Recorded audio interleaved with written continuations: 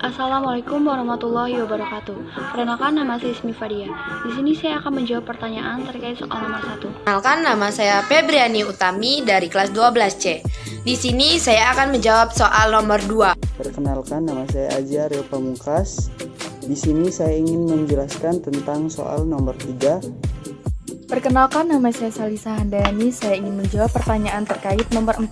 Nama saya Nisa Fadila dari kelas 12C. Di sini saya akan menjelaskan pertanyaan nomor 5. Nomor 1. Apa pengertian teori evolusi dan teori evolusi?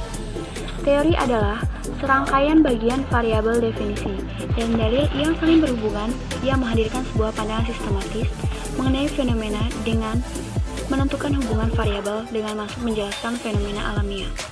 Sedangkan evolusi adalah perubahan pada populasi organisme secara perlahan-lahan dalam kurun waktu yang sangat panjang.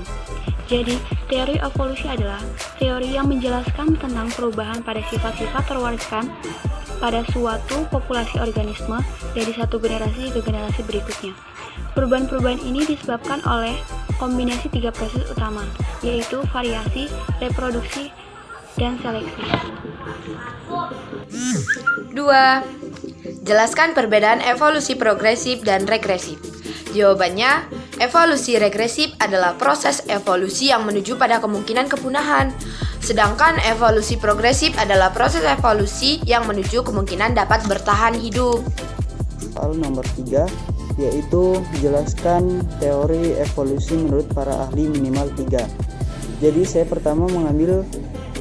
yang pertama adalah Plato, 427 hingga 347 sebelum Masehi. Plato menyatakan percaya pada dunia, yakni dunia yang ideal dan abadi, serta dunia maya atau hayal yang tidak sempurna.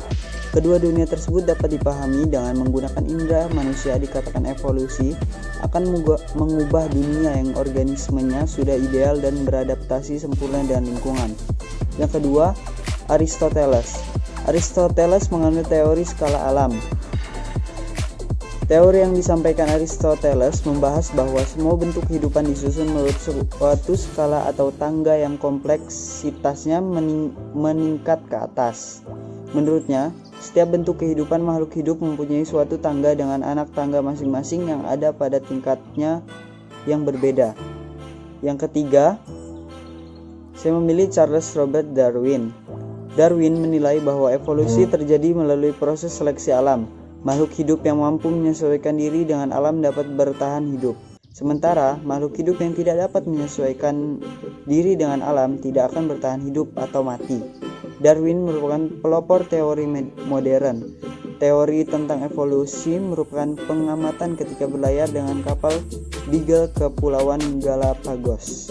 Nomor 4. Jelaskan perbedaan sebelum munculnya teori Darwin dan sesudah munculnya teori Darwin. Sebelum muncul teori Darwin, pada tahun 1920 Masehi, Anaximander dari Yunani mengungkapkan bahwa manusia berasal dari makhluk yang menyerupai ikan.